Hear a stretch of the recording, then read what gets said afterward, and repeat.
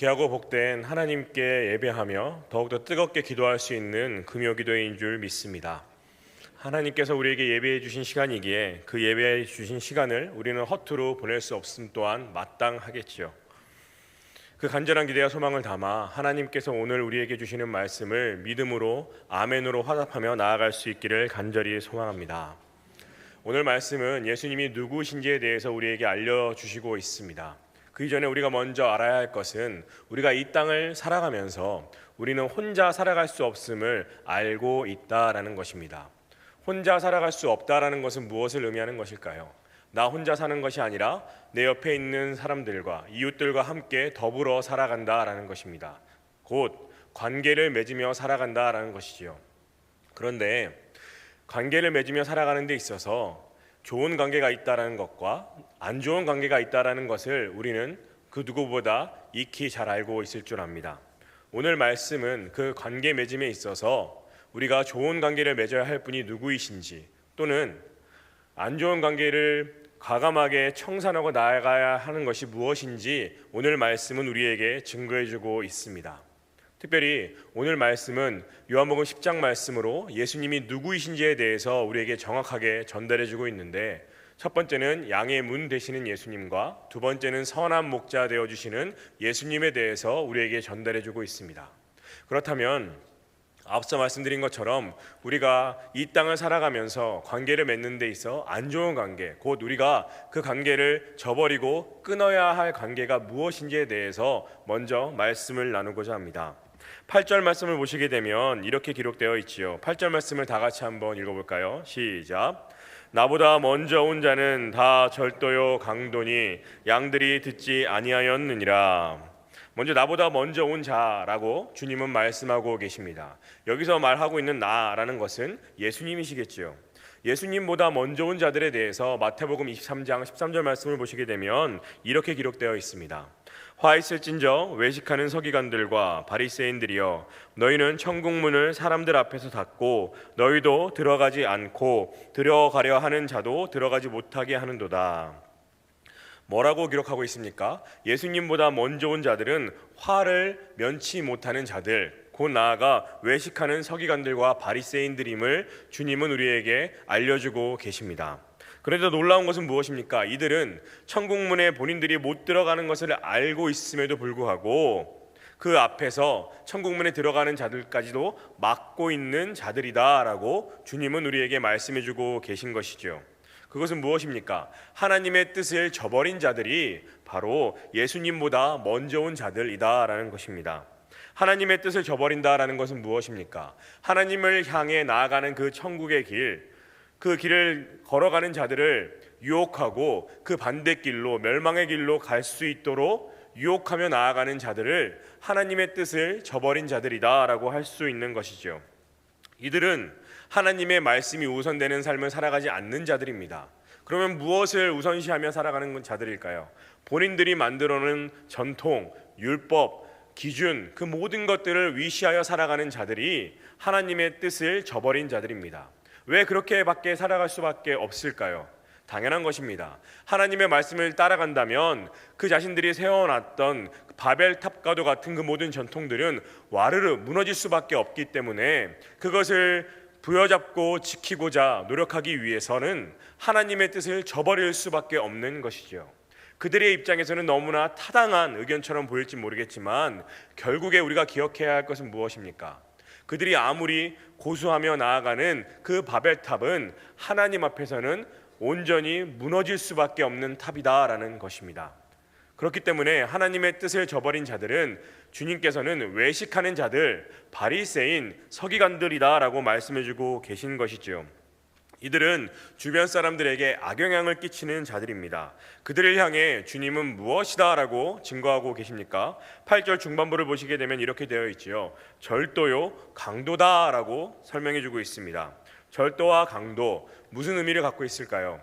본인의 것이 아님을 알고 있음에도 강탈하며 취하는 자들입니다. 억압하고 폭력을 행사하는 것을 마땅하게 여기면서 본인들의 이익을 위해 남의 것을 취하는 자들이 절도요 강도다라는 것입니다. 그러면 무엇을 남의 것을 취하는 것일까요? 그것은 생명입니다. 하나님께서 허락해 주신 이 세상보다 중요한 그 생명을 갈취하는 자들, 이들은 어떠한 범죄를 범하며 나아가는 것일까요? 하나님께서 주신 그것을 본인의 것인지 알고 폭리하는 것, 갈취하는 자들이다라는 것입니다. 또한 이 모든 절도나 강도를 서슴지 않고 하고 있지요. 곧 이들을 향해 성경은 뭐라고 말씀하고 있습니까? 양심에 화인 맞은 자들이다라는 것입니다. 화인을 맞으면 어떻게 될까요? 그 부분에는 감각을 느끼지 못하기 때문에 이것이 잘못된 일인지 옳은 일인지 판단할 수조차 없다라는 것입니다. 그들은 그들이 행하는 하나님 앞에 그 큰 범죄함에 대해서 이것이 옳은 일인지 안 좋은 일인지도 모르는 상황 가운데 놓여 있는 자들입니다. 그렇기 때문에 이들이 하는 일을 어떻게 정의할 수 있을까요? 그것은 하나님께서 싫어하시는 일을 하는 자들, 그들이 바로 예수님보다 먼저 온 자들, 더 나아가 절도하는 자들, 강도하는 자임을 우리에게 말씀해주고 계신 것입니다. 사랑하는 여러분, 바라기는 우리가 이 땅을 살아가면서 이 절도하는 자들, 강도와 같은 자들을 만날 일이 없을까요? 그렇지 않겠지요. 수많은 강도들과 수많은 절도하는 자들을 우리는 만날 수밖에 없을 것입니다.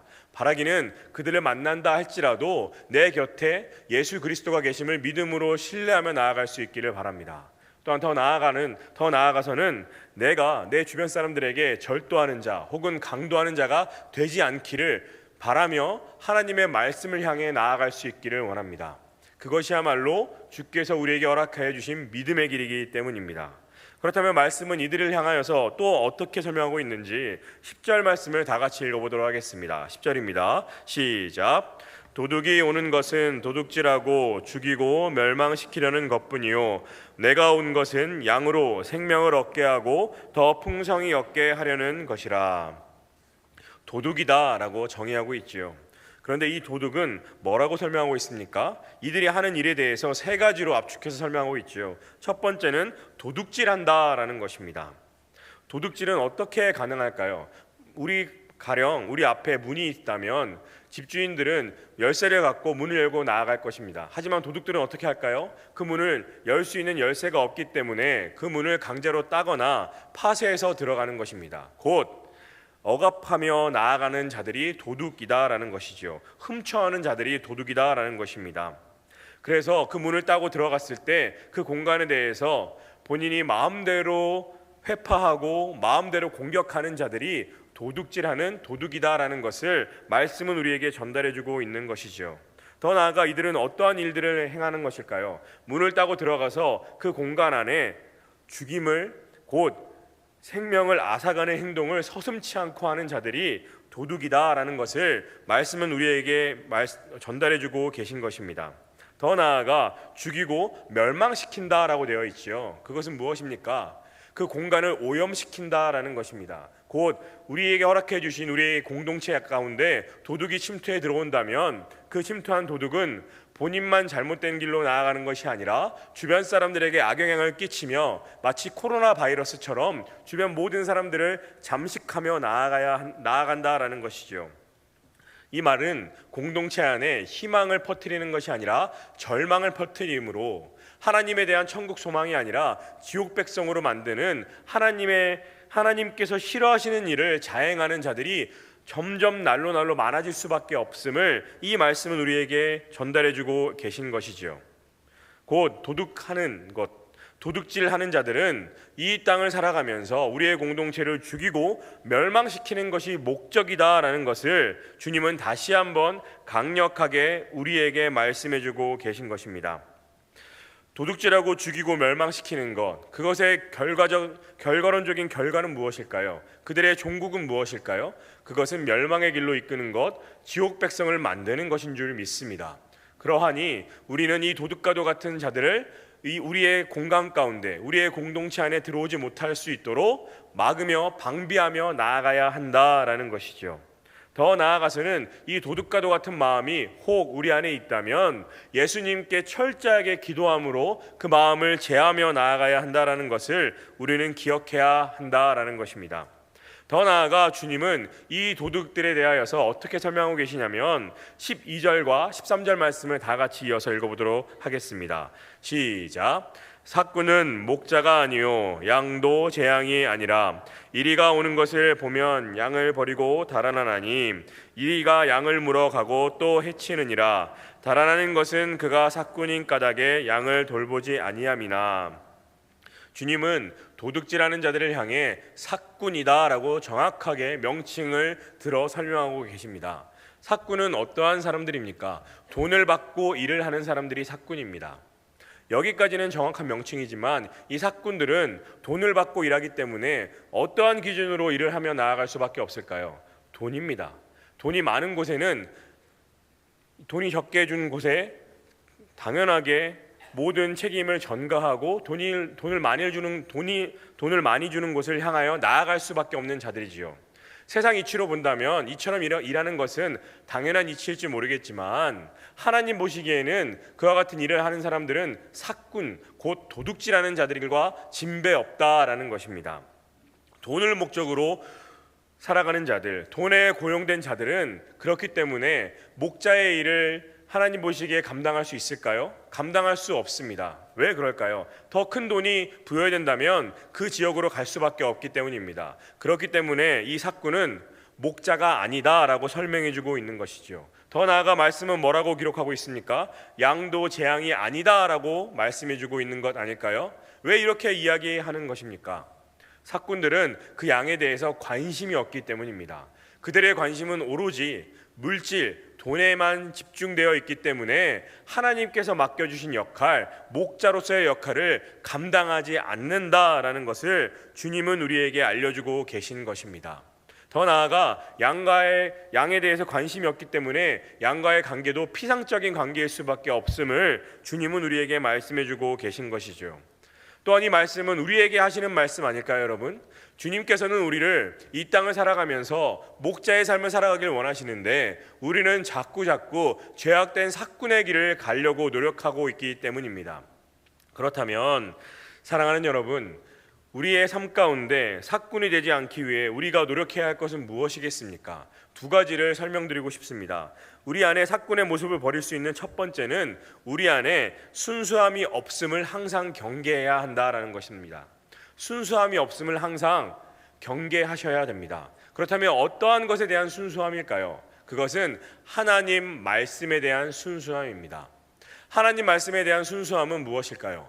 주일이나 새벽이나 금요일이나 또는 주일 저녁 예배나 하나님께서 우리에게 허락해 주시는 그 말씀에 대한 순수함으로 아멘하며 나아가는 것입니다. 비슷한 본문이라 할지라도 예전에 들었던 말씀이겠거니 생각하면서 나의 기준과 나의 잣대로 하나님의 말씀을 재단하는 것이 아니라 하나님께서 나에게 허락해 주시는 말씀으로 듣고 순수한 목적을 갖고 아멘하며 나아가는 것이 내 안에 말씀에 대한 순수함을 견지하며 나아가는 것인 줄 믿습니다. 우리는 신앙생활을 오래 하면 오래 할수록 하나님의 말씀을 더 많이 오랫도록 듣겠지요. 그러면 자연스럽게 연약한 인간인지라 우리의 기준이 생길 줄 압니다. 하지만 그 기준을 하나님의 말씀에 대한 기준으로서 오해하시면 안 되겠습니다. 하나님에 대한 말씀에 대한 기준은 오로지 순수함인 줄 믿습니다.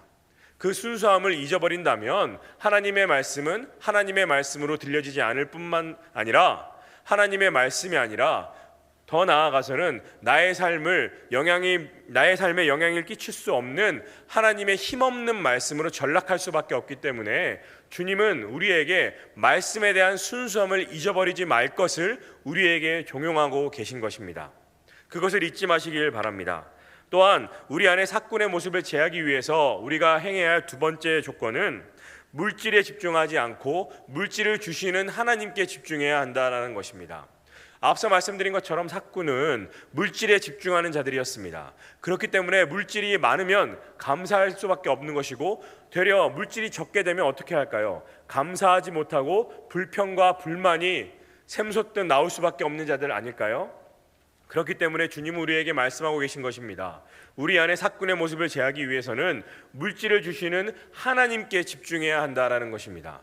그러면 어떻게 하나님께 집중하며 나아갈 수 있는 것일까요? 당연한 얘기겠지만 하나님께 예배하는 일, 하나님께 기도하는 일, 하나님께 찬양하는 일, 하나님을 향해 모이는 일을 우리가 열심내어 나아가야 한다라는 것입니다. 그것이 우리가 물질을 주시는 하나님께 집중하며 나아간다라는 것이지요. 물질은 하나님을 믿음으로 당연히 우리에게 떨어지는 당연한 결과임을 믿음으로 신뢰하며 나아가야 한다라는 것입니다. 하지만 사랑하는 여러분, 물질보다 하나님을 신뢰하는 것 쉬운 일일까요? 어려운 일입니다. 왜 그럴까요? 하나님보다 그 앞에 있는 물질이 내 눈앞에 더 잘 보이기 때문입니다. 그렇기 때문에 우리는 부단히 더욱더 열심히 수레바퀴의 삶을 살아가며 하나님께 집중하며 나아가야 하는 줄 믿습니다. 물질 너머에 있는 그 하나님께 집중하면 우리 가운데 어떠한 감정이 샘솟을까요? 그것은 감사함입니다. 왜 그럴까요? 물질이 많든 적든 주시는 분은 하나님이시기 때문에 하나님께 우리는 오롯이 감사할 수밖에 없기 때문입니다. 바라기는 내 안에 사꾼과도 같은 모습이 있다면 이 두 가지를 기억하시길 바랍니다. 첫 번째는 뭐였지요? 내 안에 말씀에 대한 순수함을 찾으셔야 된다는 것이고, 두 번째는 물질 너머에 있는 물질을 관장하시고 주관하시는 하나님을 바라봐야 한다라는 것입니다. 그것이야말로 내 안에 도둑과도 같은 혹은 강도와도 같은 혹은 사꾼과도 같은 모습을 예수 그리스도의 이름으로 제할 수 있는 유일한 방법인 줄 믿습니다. 그렇다면 여러분, 이 사꾼과도 같은 관계를 저버리고 우리가 온전하게 붙잡아야 할 관계는 무엇이겠습니까? 그것이 바로 오늘 본문 말씀 7절 말씀이 나오게 되는데, 다 같이 7절 말씀 읽어보도록 하겠습니다. 시작.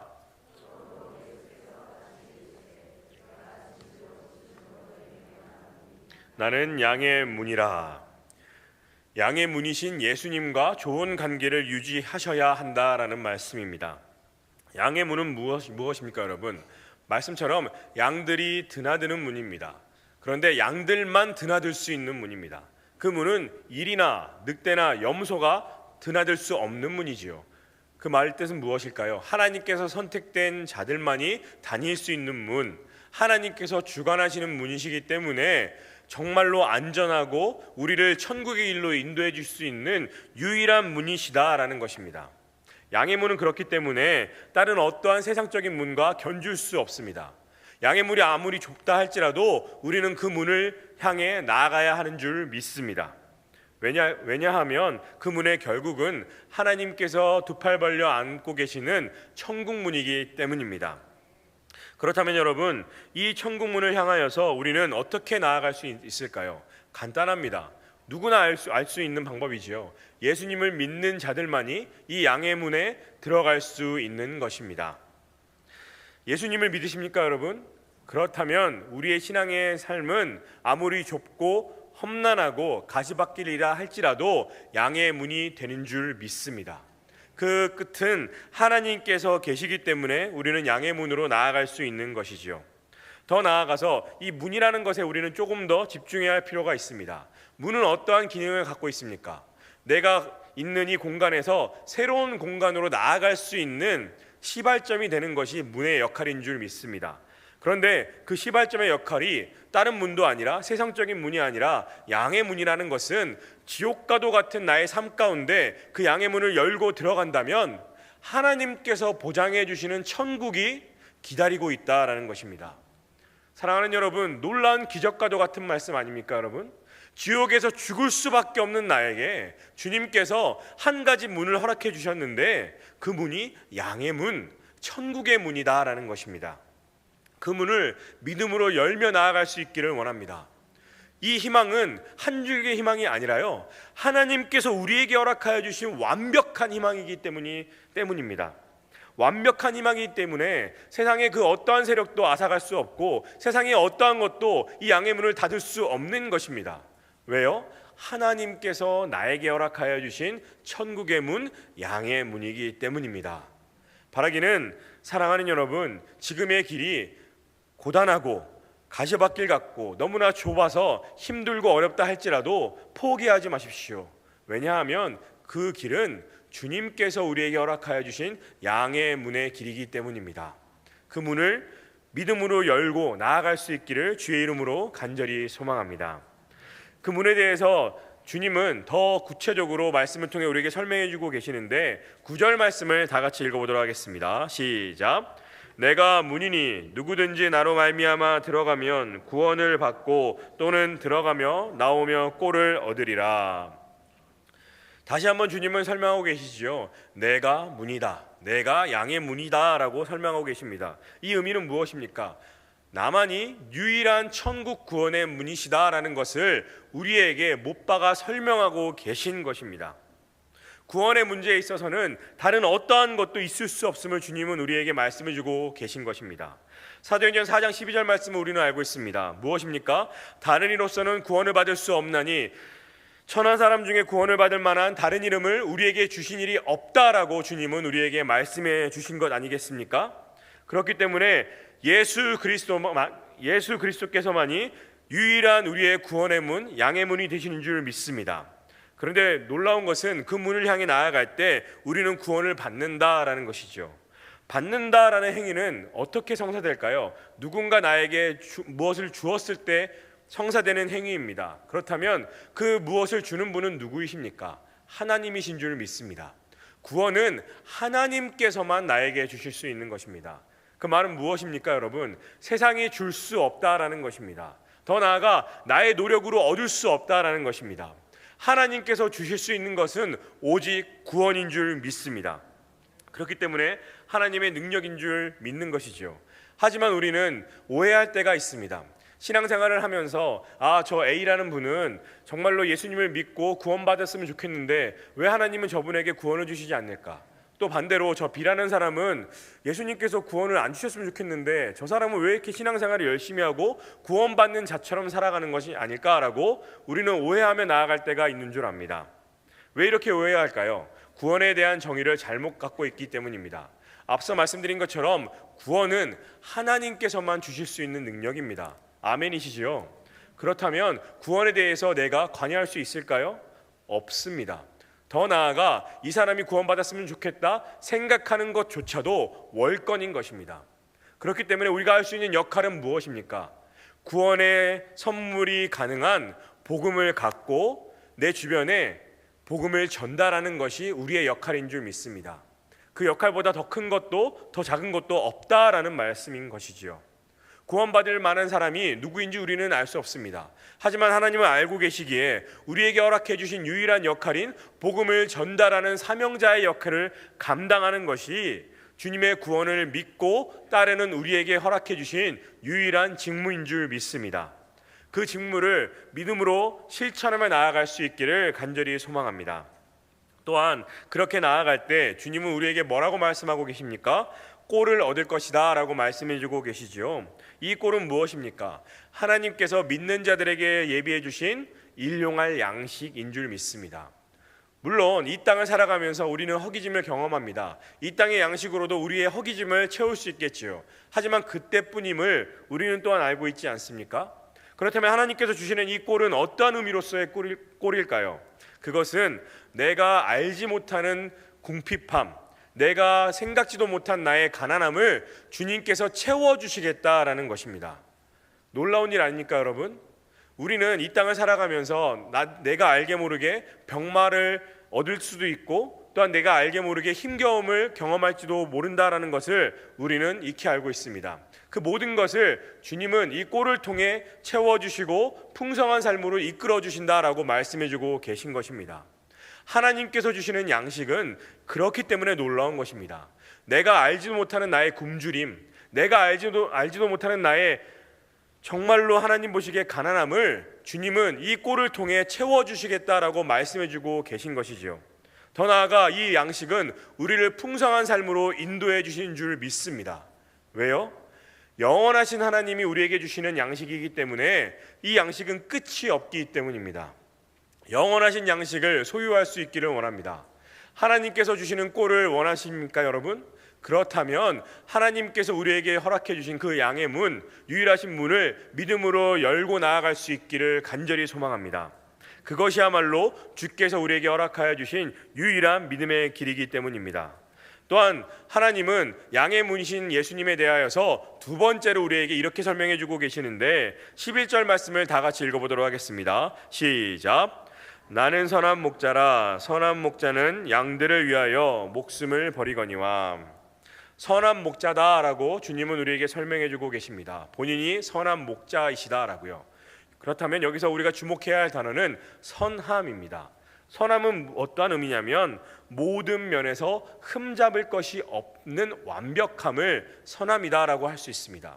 모든 면에서 흠잡을 것이 없는 선함이요. 흠잡을 것이 없다라는 것은 완벽함인데, 완벽함은 무엇입니까, 여러분? 결핍이 없다라는 것입니다. 결핍이 없다라는 말은 무슨 말일까요? 내 주변에 사람들에게 불편함을 끼치지 않는다라는 것이지요. 곧 선한 목자이신 예수님은 우리에게 불편함이 아니라 온전한 선한 영향력을 끼치실 수밖에 없는 분이심을 이 선한 목자라는 표현을 통해 우리에게 설명해 주고 계신 것입니다. 그렇다면 선한 목자를 믿는 우리 또한 주변에 어떠한 영향력을 끼치며 나아가야 할까요? 예수님처럼 선한 영향력인 줄 믿습니다. 그것이야말로 주님께서 우리에게 허락하여 주신 선한 능력이기 때문입니다. 또한 선함은 어떠한 의미를 갖고 있을까요? 악함의 반대 개념입니다. 더 나아가 악을 이길 수 있는 것이 선함인 줄 믿습니다. 예수님께서 우리에게 말씀하신 것처럼 악은 악으로 절대 이길 수 없습니다. 왜냐하면 악은 선으로만 이길 수 있기 때문입니다. 더 나아가 선한 목자라고 주님은 우리에게 설명해 주고 계시지요. 목자는 어떠한 직무를 이행하는 사람입니까? 그것은 양들의 먹이를 책임지는 사람입니다. 앞서 말씀드린 것처럼 양들이 굶주림을 알고 그들의 필요를 채워주는 역할을 하는 것이 목자입니다. 더 나아가 양을 인도하고 안내하고 다스리고 보호하고 양육하는 것도 목자의 역할인 줄 믿습니다. 곧 우리의 전반적인 모든 것을 책임져 주시고 해결해 주시는 분이 목자이신 예수님이시다라는 것입니다. 사랑하는 여러분, 여러분의 그 필요함, 갈급함은 무엇입니까? 경제적인 것입니까? 영적인 것입니까? 육적인 것입니까? 삶의 모든 전반에 대한 필요함이십니까? 그렇다면 여러분 안심하십시오. 주님이 우리의 선한 목자 되어주십니다. 주님이 우리의 선한 목자 되어주신다라고 지금 이 말씀은 우리에게 다시 한번 정확하게 전달해주고 계신 것입니다. 더 나아가 그 목자는 우리를 향해 어떠한 것도 서슴지 않는다라고 말씀해주고 있습니까? 11절 후반부를 보시게 되면 이렇게 기록되어 있지요. 양들을 위하여 목숨을 버린다라고요. 목숨을 버린다라는 것은 수동의 의미가 아닙니다. 능동적인 의미이지요. 근데 놀라운 것은 무엇입니까? 우리가 아직 죄인 되었을 때에도 주님은 나를 위해 목숨을 기꺼이 버리실 수 있다라고 말씀하고 계셨던 것입니다. 우리의 삶을 책임져 주시는 분은 기꺼이 자신의 목숨을 버리실 줄 아는 분이시다라는 것을 이 말씀은 우리에게 다시 한번 강력하게 전달해 주고 계신 것이지요. 사랑하는 여러분, 그와 같은 분이 선한 목자이신 예수님이신 줄 믿습니다. 우리가 믿고 신뢰하는 분은 선한 목자이신 예수님이십니다. 그 선한 목자이신 예수님께서 끝으로 우리에게 이렇게 말씀하고 계시는데, 다 같이 14절과 15절 말씀을 다 같이 읽어보도록 하겠습니다. 시작. 나는 선한 목자라. 나는 내 양을 알고 양도 나를 아는 것이 아버지께서 나를 아시고 내가 아버지를 아는 것 같으니 나는 양을 위하여 목숨을 버리노라. 아멘. 다시 한번 이렇게 말씀하고 계시죠. 나는 선한 목자인데 나는 내 양을 알고 양도 나를 안다라고요. 이 말은 무엇입니까? 하나님께서 하나님의 성도를 아시고 하나님의 성도인 우리도 하나님을 안다라는 것입니다. 그런데 이 개념은 우리가 정확하게 알아야 할 부분이 있습니다. 그것은 무엇이냐면 하나님께서 하나님의 성도를 아신다라는 것은 그들의 믿음을 인정해 주신다라는 것입니다. 또한 반대로 하나님의 성도가 하나님을 안다는 것은 무엇일까요? 그것은 하나님을 믿는다라는 것입니다. 곧 하나님과 하나님의 성도의 관계는 일방적인 관계가 아니라 서로 소통하며 상호적인 관계임을 이 말씀을 통해 주님은 강력하게 우리에게 말씀해주고 계신 것입니다. 우리는 하나님을 믿는 자들이고 하나님은 우리의 믿음을 인정해 주시는 것, 그것이야말로 선한 목자이신 예수 그리스도의 능력인 줄 믿습니다. 더 나아가 이렇게 말씀하고 계시지요. 아버지께서 나를 아시고 내가 아버지를 아는 것 같이 나는 양을 위하여 목숨을 버리신다라고요. 그 목숨을 버리심으로 인해 우리의 생명은 어떻게 변화되었습니까? 지옥 백성에서 천국 백성이 된 줄 믿습니다. 그것 하나만으로도 오늘 우리는 이 밤 하나님께 믿음으로 기도하며 나아갈 수 있고 믿음으로 찬양하며 나아갈 수 있는 것 아니겠습니까, 여러분? 사랑하는 여러분, 신앙은 복잡한 것이 아닙니다. 간단한 것입니다. 내가 믿고 신뢰하는 예수님이 나의 유일한 천국의 문, 양의 문 되어주시고 주님께서 나의 온전한 선한 목자 되어주셔서 이 땅 가운데 사꾼과 강도와 절도하는 자들이 아무리 많다 할지라도 나는 담대하게 신앙생활을 하며 나아갈 수 있음을 믿음으로 선포하며 나아가셔야 한다라는 말씀인 것입니다. 사랑하는 여러분, 복잡한 생활 가운데 주님은 우리에게 다시 한번 간단하게 말씀하고 계십니다. 내가 너희의 선한 목자이시다라고요. 그렇다면 선한 목자이신 그 주님을 향해 우리는 믿음으로 나아가야 하는 것 아닐까요? 바라기는 이 시간에 우리는 찬양하며 나아갈 것이고 기도하며 나아갈 것입니다. 사랑하는 여러분, 믿으십시오. 우리의 기도를 들으시는 분은 선한 목자이신 주님이십니다. 그러하기에 포기하지 마십시오. 주님은 우리의 기도를 언젠가 반드시 주님의 때에 응답해 주실 것입니다. 그것을 믿고 우리는 이곳 가운데 모인 것 아닐까요, 여러분? 선한 목자이신 주님께 이 시간 함께 기도하며 찬양하길 원합니다. 다 같이 기도하시겠습니다. 하나님, 오늘 말씀을 통해 우리에게 유일한 문 되어주시고 유일한 선한 목자 되어주시는 예수님이 누구이신지 알려주심에 참으로 감사합니다. 하오나 이 땅을 살아가면서 복잡한 삶 가운데 사꾼과도 같은, 도둑과도 같은 절도하는 자들이 너무나 팽배한 이 땅을 살아갑니다. 그러니 참으로 두렵고 힘듦이 마땅한 줄 압니다. 그러하오니 하나님, 선한 목자 되어주셔서 우리의 삶을 끝까지 양의 문으로 인도하여 주시옵소서. 하나님, 이 시간 하나님께 찬양하며 기도하며 나아갈 것입니다. 허공에 대고 우리가 허투루 기도하는 것이 아닌 줄 믿습니다. 우리의 기도를 들어주심을 믿습니다. 그러하오니 포기하지 않고 기도하겠사오니 주님, 나의 기도를 외면치 마시고 들어 응답하여 주시옵소서. 하나님의 사랑을 의지하며 변치 않으시는 하나님의 사랑을 의지하며 기도하며 나아가오니 주여 홀로 영광받아 주시옵소서. 모든 것 믿고 의지합니다. 예수 그리스도의 이름으로 감사하며 기도드렸사옵나이다. 아멘.